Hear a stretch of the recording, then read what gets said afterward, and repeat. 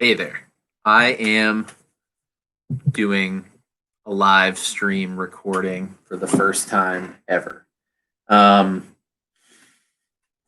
None of you are watching this because I am very clearly doing this mostly for myself. Um, I named this stream Emerging from the Cave. And if anybody watches this, um, which I hope maybe someone will at some point, uh, Biz and myself have been away since the beginning of the year.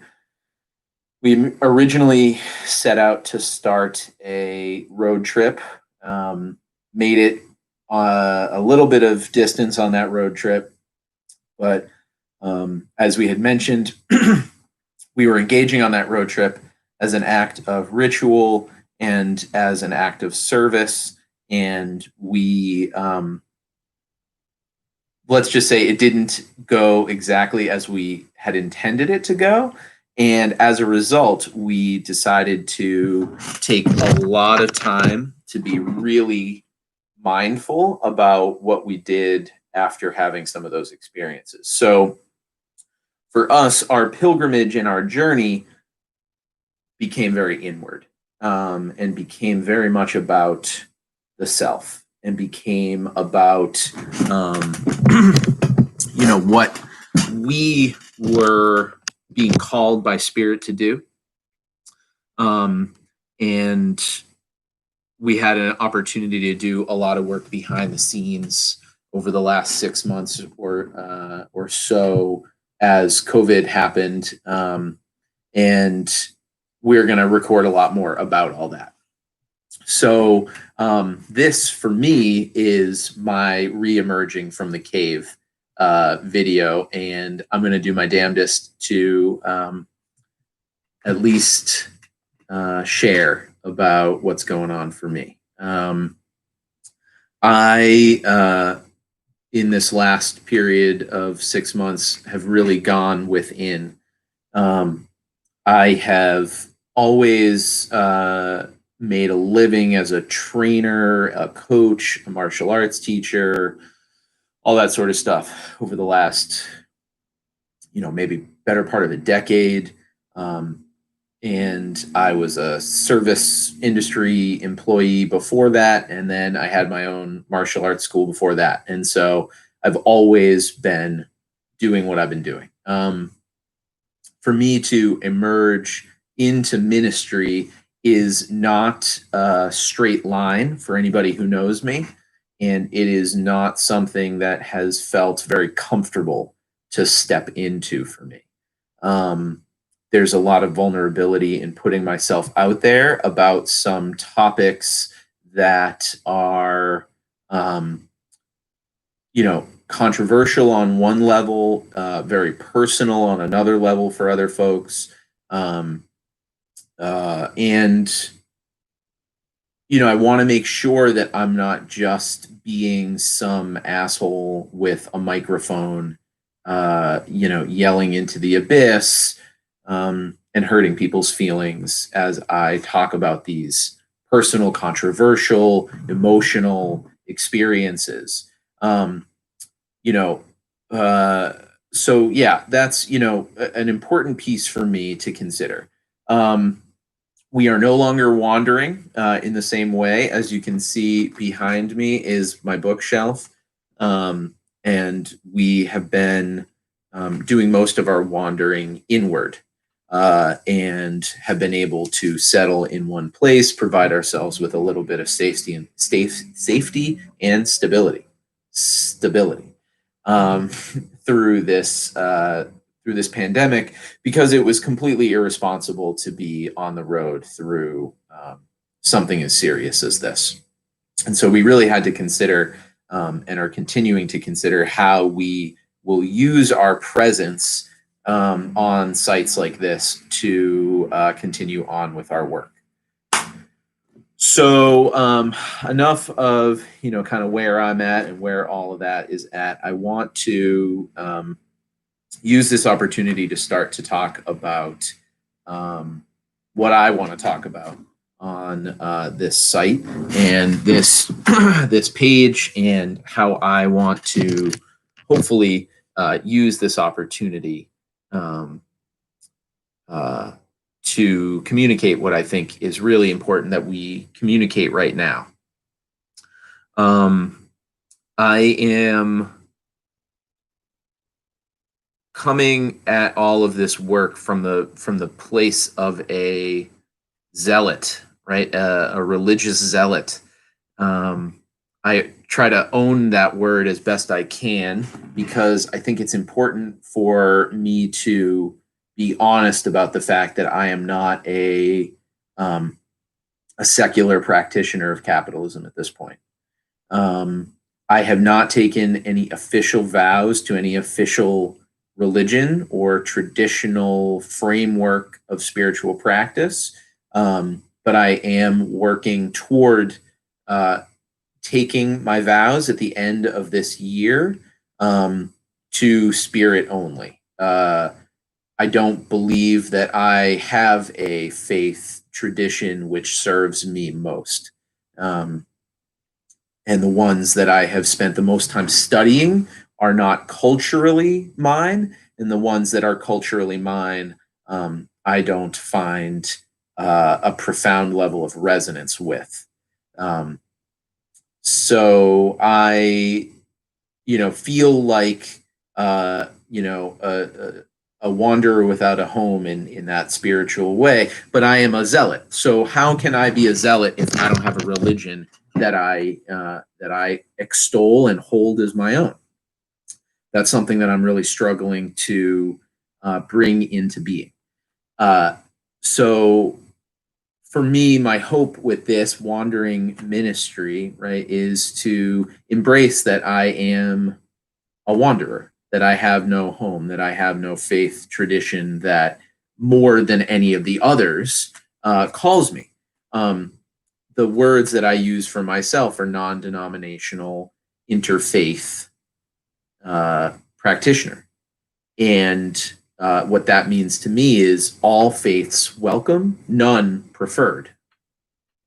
I love all mythology. I love all poetry around relationship to spirit, whether that comes from Chinese Taoism. My personally, my first passion around spirituality came from Taoism.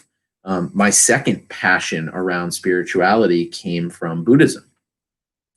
And then because I was raised Roman Catholic, as I went through the confirmation process and learned more about Christianity, I kind of fell in love with the image of Jesus as a dude, right? Not Jesus as a guy on our statues.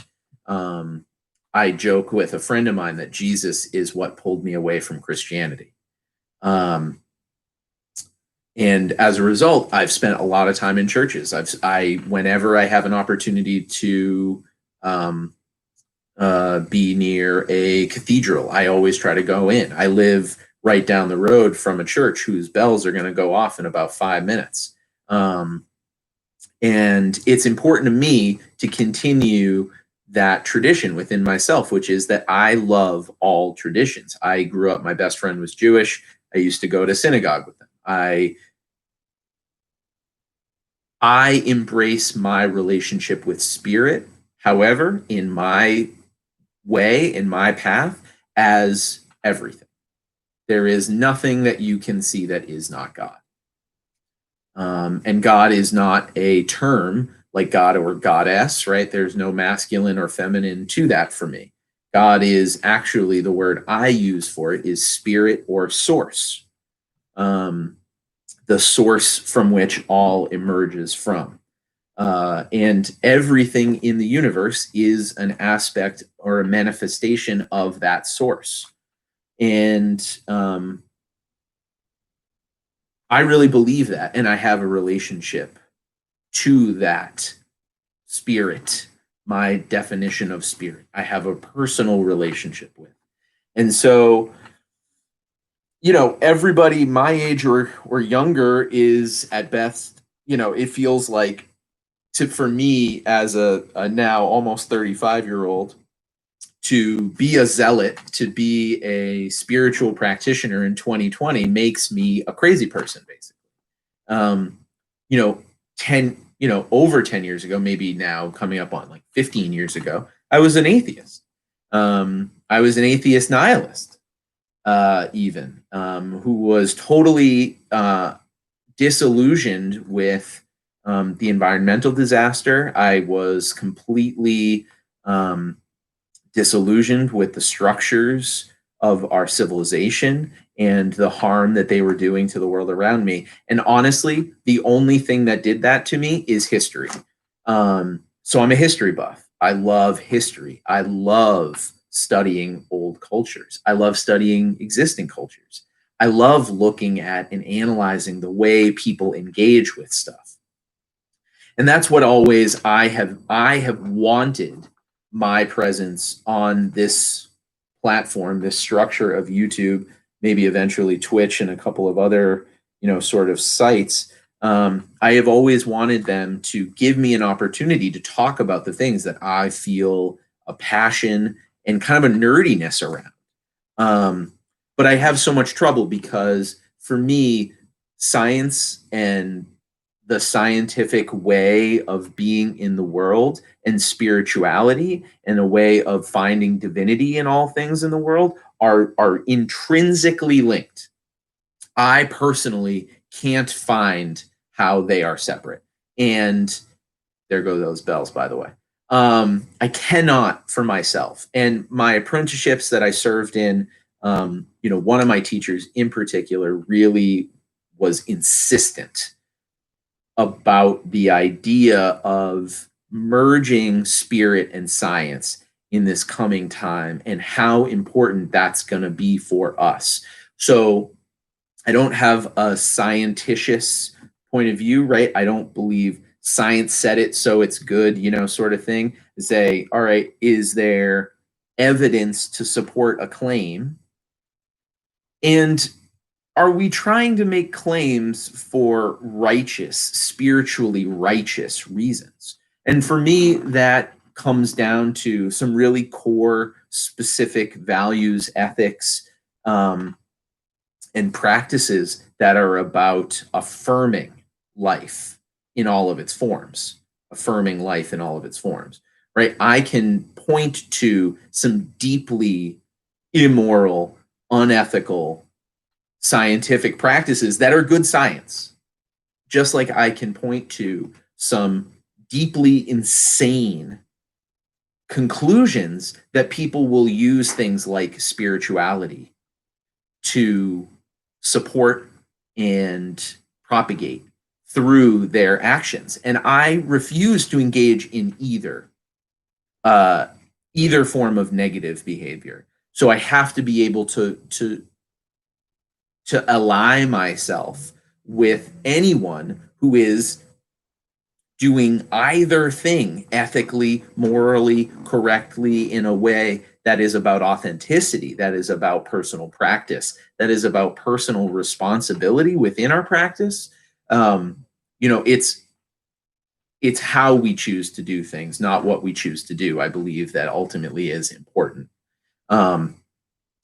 So for me, movement, physical physical stress, physical engagement, working to build up the body, working to strengthen the self is such an important part of my personal spiritual practice.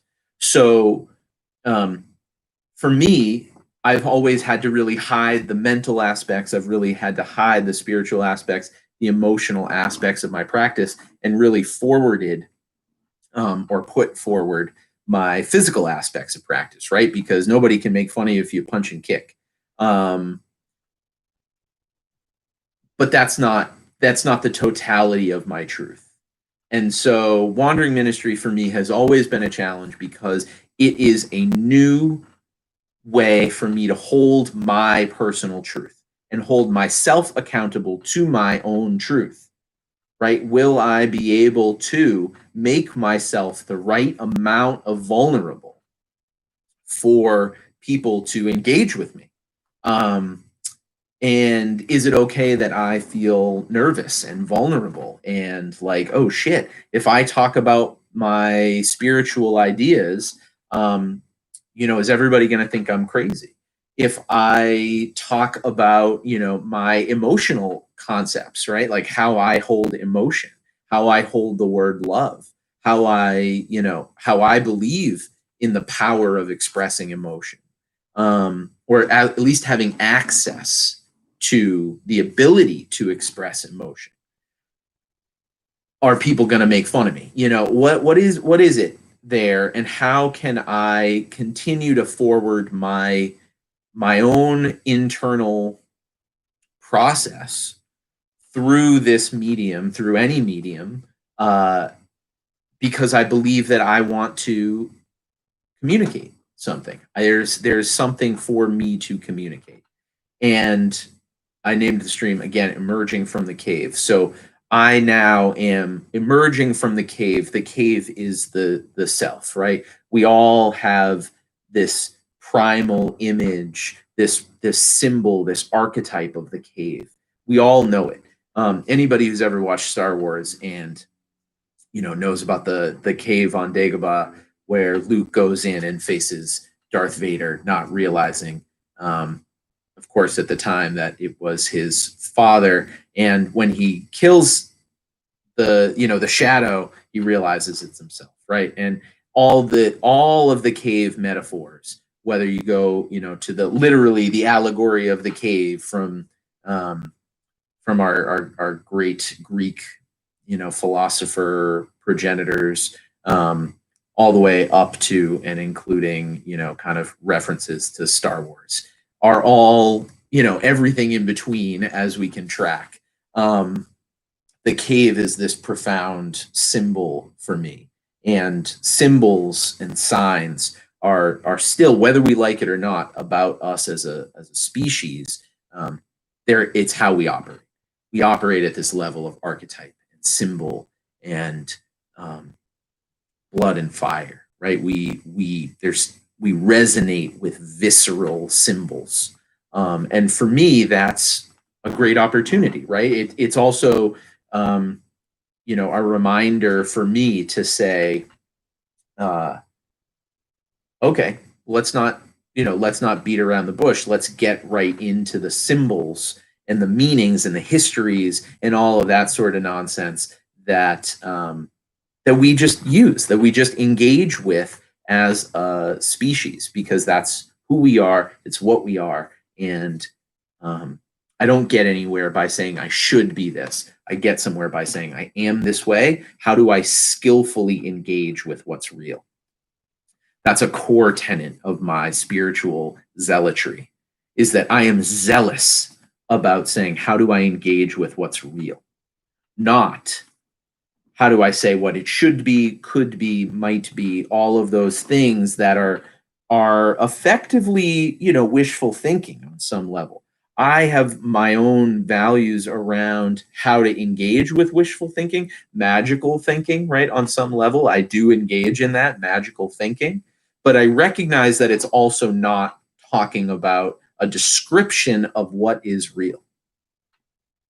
And I can't change anything in this aspirational sense until I embrace what is true in the descriptive sense, right? And it is me and my actions that bridge the two, right? And if I can engage with what's real in a profound way, and I can embrace aspiration in a profound way, then I can bridge those two things over time through, consistent action, consistency over time, right? This is gonna always bring about a result.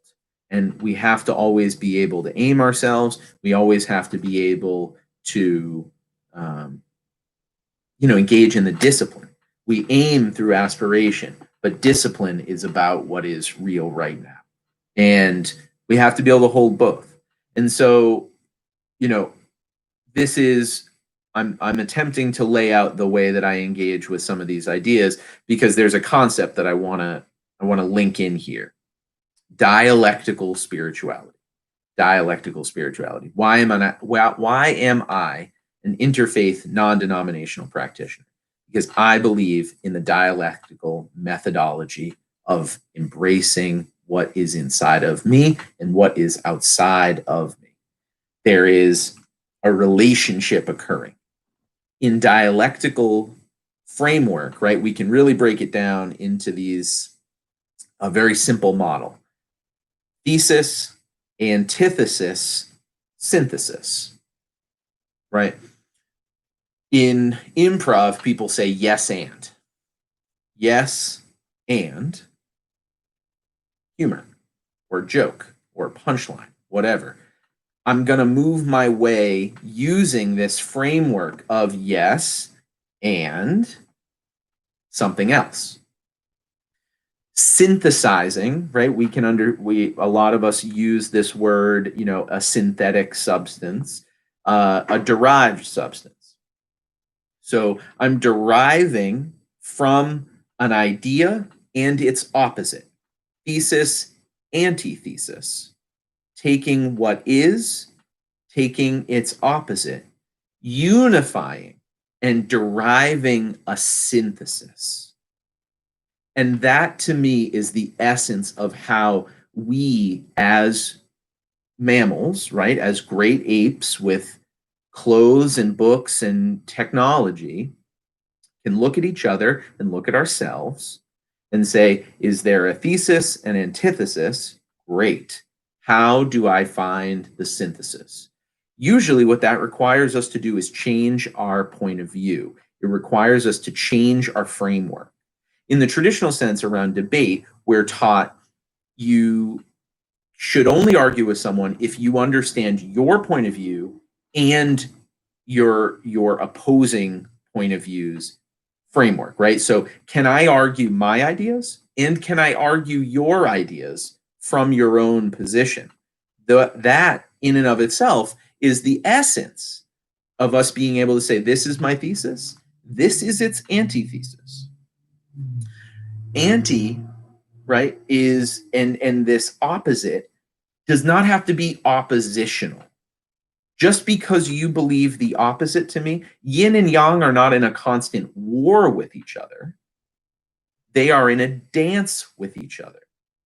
It is a dance of opposites, not combat of opposites. And it is this idea of combat that has gotten totally misused, misappropriated.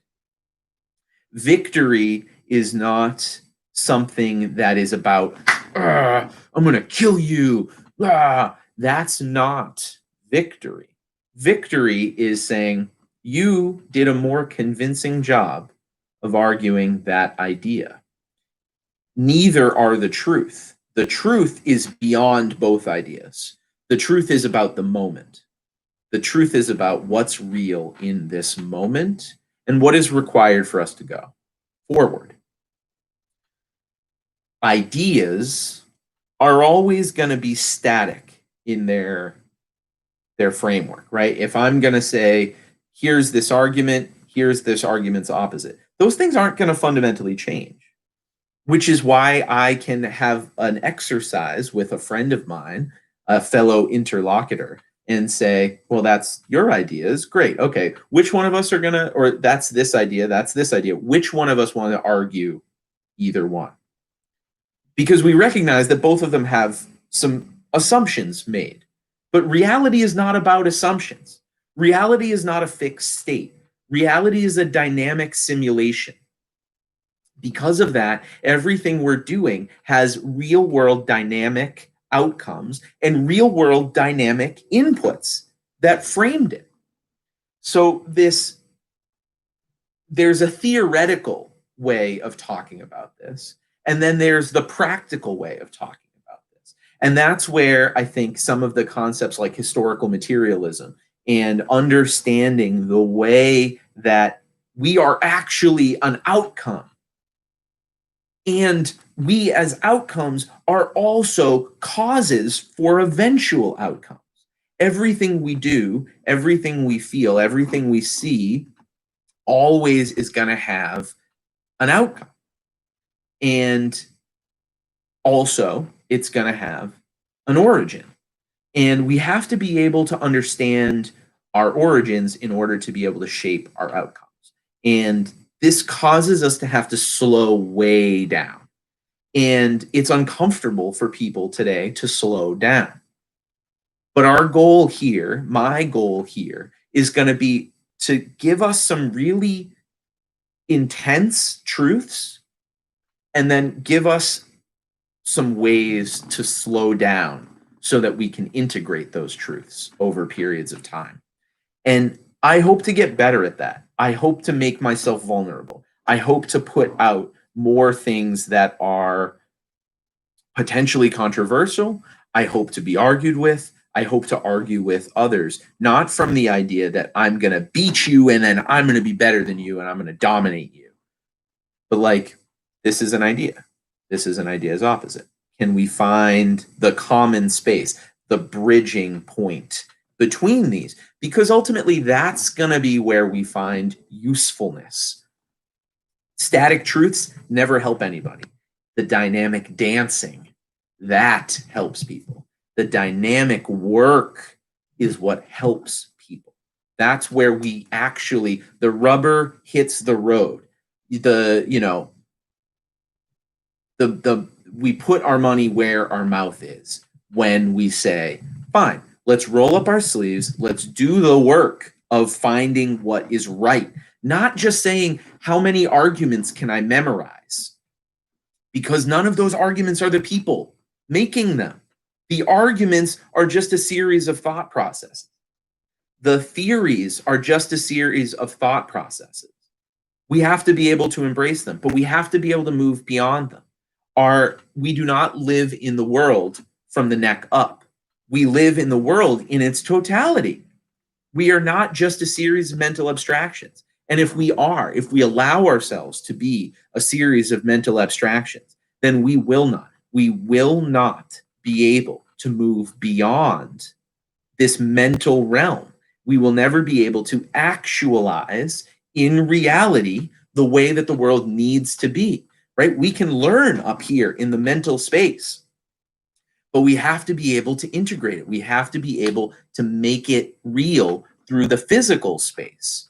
And that is where our challenge as earnest practitioners of any spiritual path, I believe any scientific path, anybody who really wants to see their work benefit others for the benefit of our future, for the benefit of ourselves, sure, maybe, but that's a cost-benefit analysis question that has nothing to do with what's right.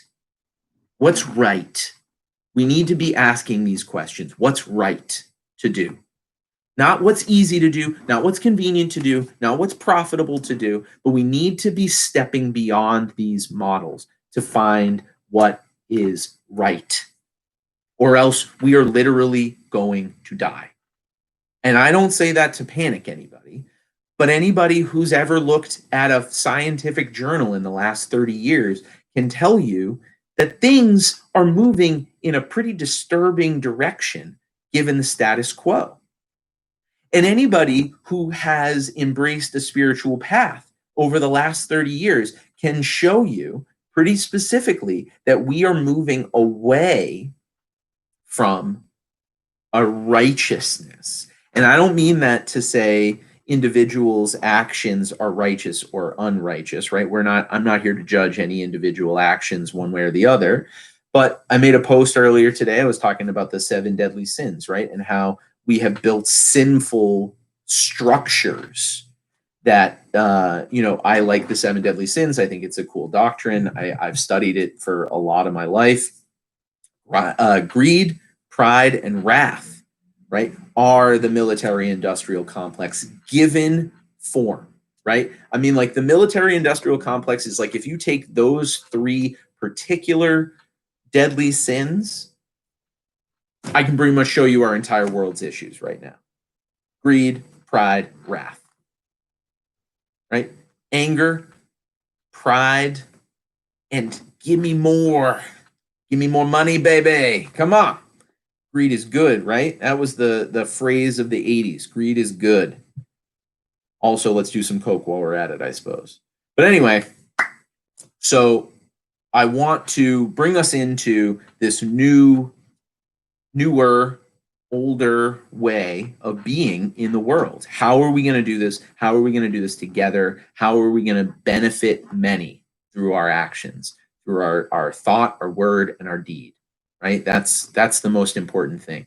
Our thought, our word, our deed. How can we be righteous in our actions beyond simple conceptions?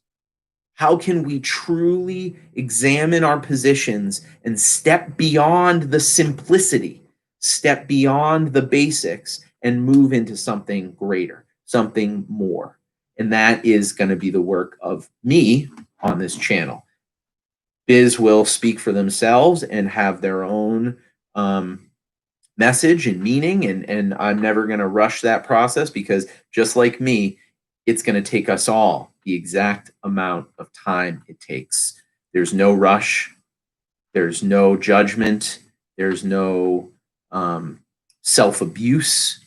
We hold ourselves lightly. We hold ourselves gracefully. We hold ourselves with gratitude and love, because that's how we have to hold others. And if we can't hold ourselves that way, with that same, understanding, compassion, care, then we won't hold others that way. And it's essential that everything we do start with self and then radiate outward, or else it is colonialism by another name. We are not here to dominate. We are not here to destroy. We are not here to be colonial. We are not here to make others like us. We are here to propagate authenticity. Be well, my friends. I look forward to talking to you all more. I have no idea how or if anybody will ever watch this, so I'm sure I'll talk about more stuff like this one day. But have a beautiful day. If you've made it this far, God bless you. Yeah, see you soon.